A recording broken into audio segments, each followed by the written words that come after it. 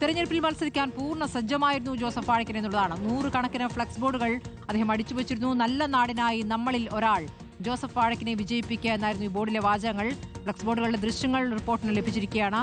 Akhil K വിവരങ്ങളുമായി. Akhil, party ആവശ്യപ്പെട്ടതിനനുസരിച്ചാണ് പ്രചാരണം തുടങ്ങിയത്.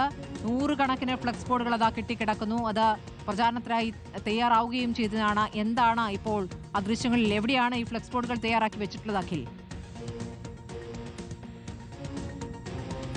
സ്മൃതി, ഏറ്റുമാനൂരിലെ ഏറ്റുമാനൂർ മണ്ഡലത്തിലാണ് ഇത്തരത്തിൽ 100 കണക്കിന് ഫ്ലക്സ് ബോർഡ് അടിച്ചു വെച്ചിരിക്കുന്നത്. പക്ഷേ ഏറ്റവും പ്രധാനപ്പെട്ട കാര്യം എന്ന് പറയുന്നത് അതിൽ അപ്പോഴും ഏത് മണ്ഡലത്തിലാണ്, അതായത് ഇന്ന മണ്ഡലത്തിലെ സ്ഥാനാർത്ഥി എന്ന് നമ്മൾ ഫ്ലക്സ് ബോർഡിൽ കാണാറുണ്ട്. അതില്ല. എങ്കിൽ പോലും UDFന്റെ സ്ഥാനാർത്ഥിയായി നല്ല നാളേക്കായി നമ്മളിൽ ഒരാൾ ജോസഫ് വാഴക്കൻ വിജയിപ്പിക്കുക എന്നുള്ളതാണ് ആ ഫ്ലക്സ് ബോർഡിൽ എഴുതിയിരിക്കുന്ന വാചകങ്ങൾ. അങ്ങനെ അത്തരത്തിൽ 100 കണക്കിന് ഫ്ലക്സ് ബോർഡുകളാണ് അടിച്ചു വെച്ചിരുന്നത്.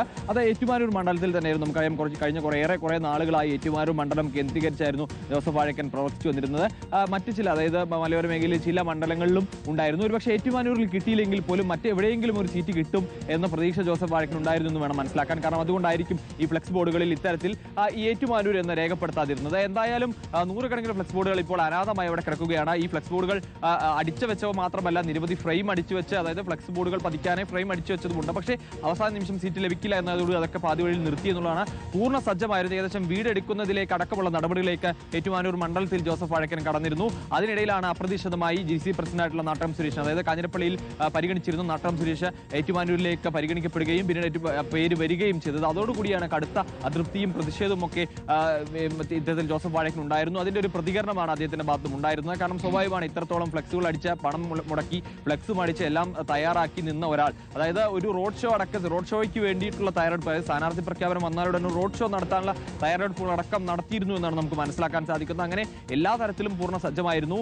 എങ്കിലും അതായത് ഒരു അവസാന വട്ടം എന്ന പ്രതീക്ഷ എന്ന നിലയ്ക്ക് ഏറ്റുമാനൂർ അല്ലെങ്കിൽ മറ്റേതെങ്കിലും ഒരു മണ്ഡലത്തിലെങ്കിലും ഒരു സീറ്റ് അദ്ദേഹം പ്രതീക്ഷിച്ചിരുന്നു. പക്ഷേ എവിടെയും സീറ്റ് ലഭിച്ചില്ല എന്നുള്ളതാണ് അദ്ദേഹത്തെ ഏറ്റവും കൂടുതൽ അലോസരപ്പെടുത്തിയിരുന്നത് വേണം മനസ്സിലാക്കാൻ. കാരണം ഈ ഫ്ലക്സ് ബോർഡുകളിൽ ആ വാക്കുകളൊക്കെ വളരെ കൃത്യമാണ്. അതായത് നമ്മളിൽ ഒരാൾ, നല്ല നാളേക്കായി നമ്മളിൽ ഒരാൾ ജോസഫ് വാഴക്കനെ വിജയിപ്പിക്കുക, UDF സ്ഥാനാർത്ഥി കൈപ്പത്തി ചിഹ്നവും ഒക്കെ പതിച്ച് വളരെ വലിയ രീതിയിൽ തന്നെയാണ് അത്. ഇതാണ് പാർട്ടിയിലെ പ്രധാനപ്പെട്ട മുതിർന്ന ചില നേതാക്കളുടെ അനുഭവം. ദീപ്തിക്കും അതേ ജോസഫ് വാഴക്കനും അതേ സമാനമായ അനുഭവമാണ് ഉണ്ടായിട്ടുള്ളത്. അഖിൽ കെ ആണ് കോട്ടയത്ത് നിന്ന് വിവരങ്ങൾ നൽകിയത്.